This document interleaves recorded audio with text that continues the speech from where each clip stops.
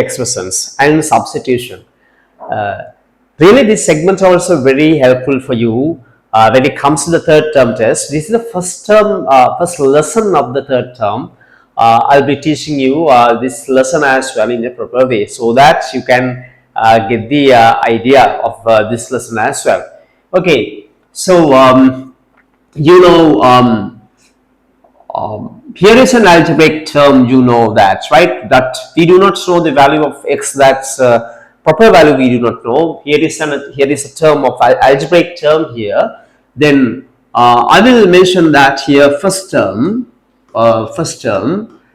this one as second term, right? Second term. So really what I am going to do here, then this is x is the first term, this is the second term. The second term is written in the right side here.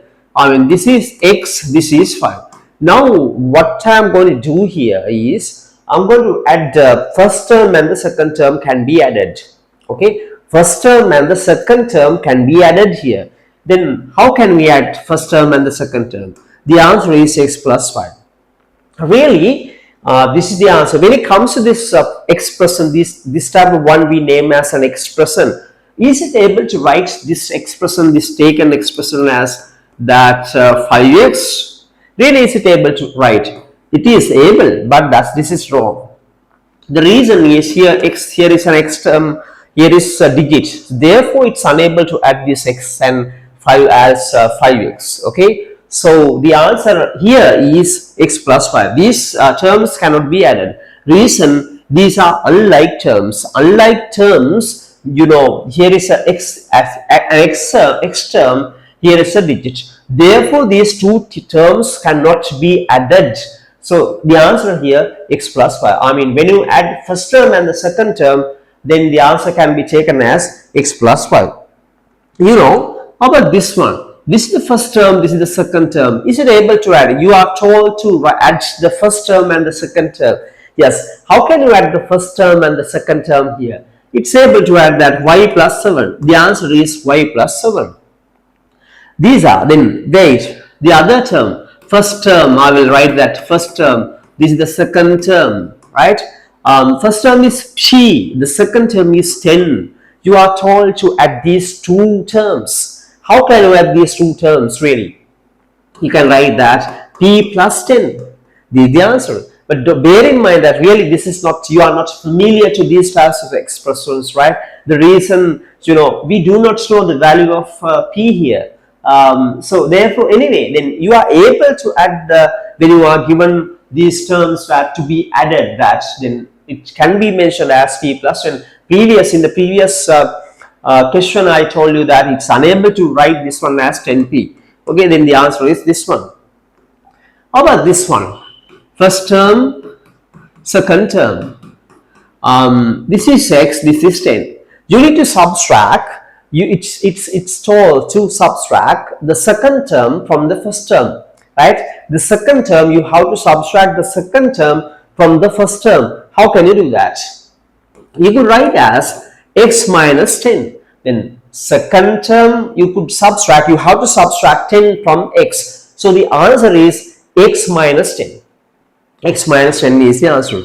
So this type of one, y minus y and a, right? This is the first term, the second term. You have to subtract the second term from the first term. How can you do that?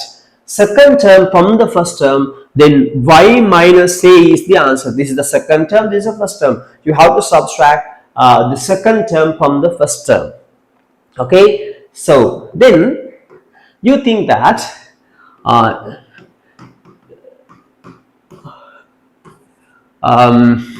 price of a mango. You imagine your mom goes to the market, right? Your mother goes to the market and she has got X rupees, right? She buys a mango for you, right? She buys a mango for you. The price of a mango, we've been given that. So the money that your mom has got is X rupees, which means that amount could be 500, that amount could be 1000, 2000, 3000, and so on. The most important thing is this: we do not know the value of money that your mom had got. Okay, so she has got anyway X rupees. The price of a mango is 100 rupees. After buying a mango by paying 100 rupees, then we are told to find the amount which is having with your mom eventually. Right? Just to forget this one, your mom has got 500 rupees, mother has 500 rupees, then the price of a mango is price of a mango is 200 rupees. Then what is the amounts that your mom has got eventually? I mean, after paying for the mango, what is the remaining amount? Yes, that can be taken that 500 minus 200, which is 300. So here we know the remaining value taken by your mom eventually, that's 300 rupees. But anyway, the way of getting the answer here, that 500 minus 200, this is the amount that your mom had got previously, that 500. So 500 minus 200, 300.